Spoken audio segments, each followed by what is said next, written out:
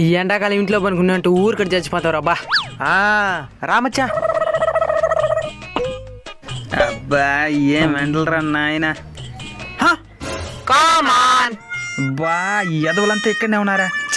ఈ ఎండలో ఇంట్లో పండుకున్నట్టు వృద్ధాగా చచ్చిపోతావో.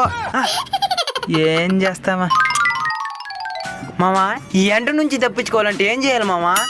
అంటార్కిటికాకి వెళ్ళిపోవాలి. అక్కడ కాకలు బతకలేవు కదా. నిజమే, అక్కడ కుక్కలు కూడా బతకలేవు. ఏం మచ్చా మా అత్త మామని కూడా దొరుకుపోతున్నావా? అత్త మామూలు కన్నీని పెట్టి నేను పెళ్లి చేసుకునేది అంటే నువ్వు కూడా కుక్కే కదే. ఏంటంది మామ పంచా? బాగుంది మచ్చా. ఈ ఎండాకాలం ఎండకి బాధపడాలో లేకపోతే ఈ విధంగా సంతోషంగా మాట్లాడుకునే అవకాశం దొరికినందుకు ఆనందపడాలో తెలియదు మచ్చా. ఈ విధంగా మా చిన్నప్పుడు పడుకుంటా ఉన్నాం అందరితో కలిసి మిద్ది మీద. ఇప్పుడు అన్నీ ఏసీలే కదా, మనకి ఏసీ పెట్టుకునేంత స్తోమత లేదు, ఆ కరెంటు బిల్లులు కట్టేంత ధైర్యమూ లేదు.